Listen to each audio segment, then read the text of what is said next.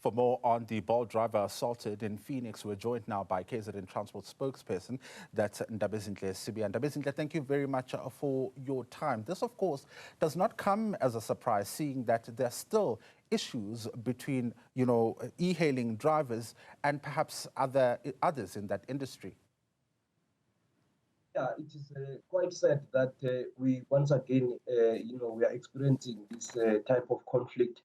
And the MEC for Transport and Human Settlements, Duma, as you correctly pointed out in your intro earlier on, he has assigned a team from, public regulatory entity in the department to work with eThekwini Metro, KZN E-Hailing Council, the KZN South African National Taxi Council, as well as the SAPS, to resolve this matter. And, it is something that is on top of the agenda.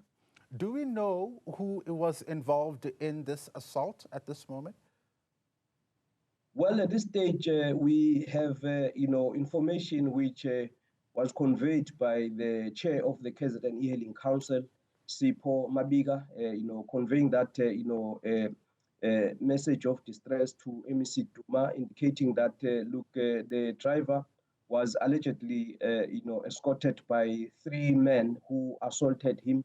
He was taken to the offices of a local, taxi association, where he was further assaulted, and then they demanded 5,000 rand, for the return of his car, which they confiscated.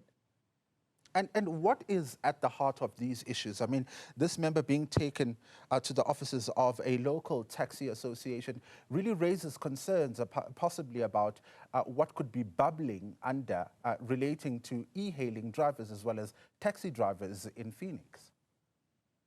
Well, last year, we had a similar situation in Watabega. But fortunately, collective wisdom prevailed, and that matter was quickly resolved.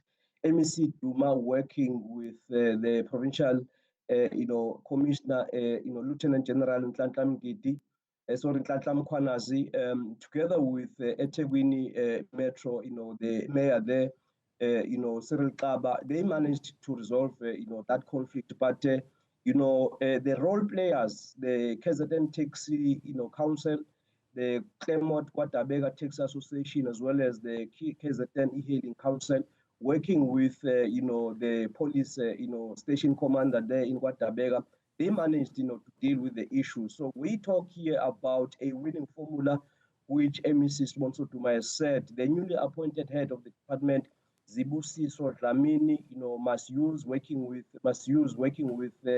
the public regulatory entity, moving forward, and also indicating that yesterday there was a meeting of senior management of both department, Department of Transport, Department of Human Settlements.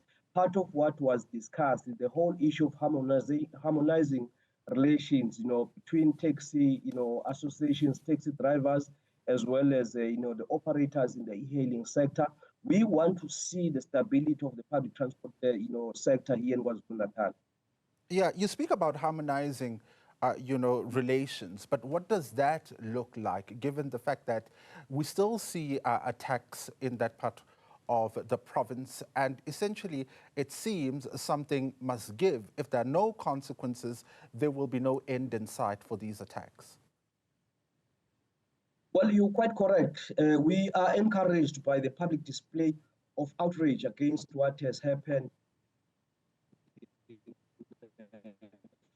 Phoenix, Plaza, receiving calls from, members of the community saying, look, they are saluting the bold, statement issued by, the MEC Duma that, look, we need to find each other. We need to ensure that the association, work with the KZN E-Hailing Council. But uppermost is the whole issue of, the implementation of the regulations contained in the amended National Land Transport Act, which recognizes Bolt and other e-hailing services as part of the public transport system. You'll recall that at some stage, back in 1859, around there, when Natal was still a colony, we had, rickshaws as the only form of public transport system. But, it evolved, the industry evolved. That is why you had about 1,200 pullers of rickshaws who were resisting the introduction of steam trains. So over the years, we've seen the evolution of the public transport sector, the introduction of steam train, the introduction of buses, the introduction of taxis. There was resistance, but finally we had the South African National Taxi Council being established here in KwaZulu-Natal as the first entity representing the interest of taxi associations. The industry is evolving, the public industry is evolving, and we are quite excited that the taxi associations in various parts of the province of KwaZulu-Natal, they've indicated the acceptance of the e-hailing sector because we want to see the public transport system evolving, and we are part of the international community. When they are international tourists, when they come into the province of KwaZulu-Natal, they must have a choice to use the e-hailing system as well. But is there action that's going to be taken against this local taxi association, because these are their premises that were used for this attack? I suppose at this particular point they are known, but the question is, what consequences are they going to face for this transgression? Obviously, if you look at the statement that MEC Sponsor Duma issued, very clear, very decisive, there should be no no-go zone here in KwaZulu-Natal. We're coming from a sad past where political conflict created no-go area. So we cannot have such in a democratic South Africa, especially in KwaZulu-Natal. In Chatsworth, center, we are told that e-hailing drivers are also facing the same problem. That is why MEC Duma is working with the Lieutenant General Nkwazi to root out all the the rogue elements that are within the public transport sector, especially if you look at what has happened in Phoenix. But we are going to be leaving all these other criminal related issues to the SAPS, but our main focus is to then move in there, bring in all the role players, because we need each other. There's no part of the public transport system, there's no role player in the public transport system that must wish the other away. We need to work together.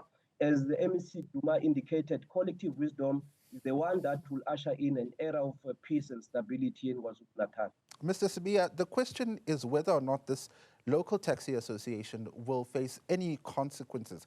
We've seen in Gauteng, for example, where there was taxi violence, the provincial government closing those routes. And my question is regarding that. Are there going to be any consequences, given that we know that there's a local taxi association whose offices were used to take this person and hold them and ask, in fact, for a ransom? So the question is, are there going to be any consequences for this taxi association? Well, I think at this stage, I wouldn't be in a position to detail what type of consequences, will actually play out.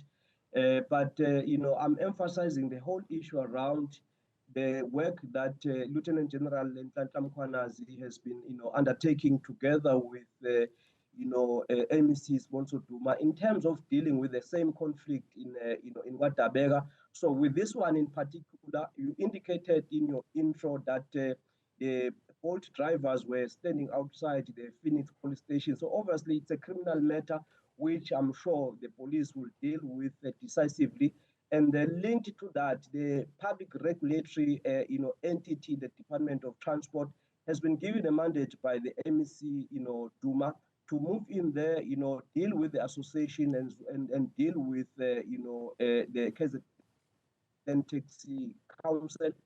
Obviously, if we see that, there is no progress, the MEC has all the authority, to suspend any, route, to suspend any operation in a particular route. These are the issues that the MEC will be able to explore moving forward. But at this stage, we want to de-escalate the conflict. We want to, bring in all the role players around the table, because in the past, all the conflicts that we experienced in KwaZulu-Natal were resolved through negotiation. So this is what is important.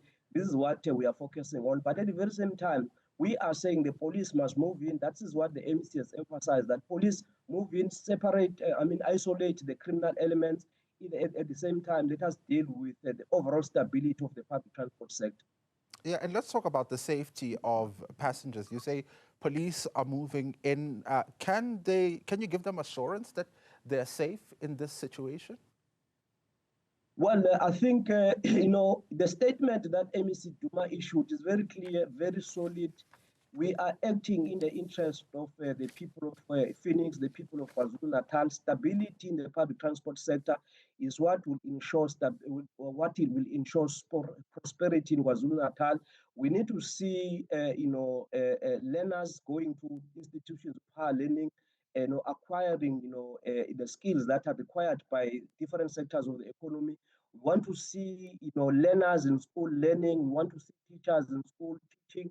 We want to see nurses in hospital providing quality, you know, patient care.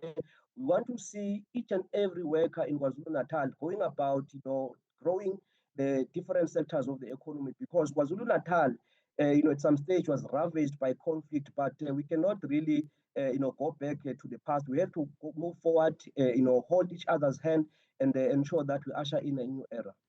Ndabezinhle Sibiya is the KZN transport spokesperson talking to us about the latest attack coming out of Phoenix in KwaZulu-Natal. The provincial government, they're saying they've got a winning formula, and one of those is to de-escalate the tensions that are rising there.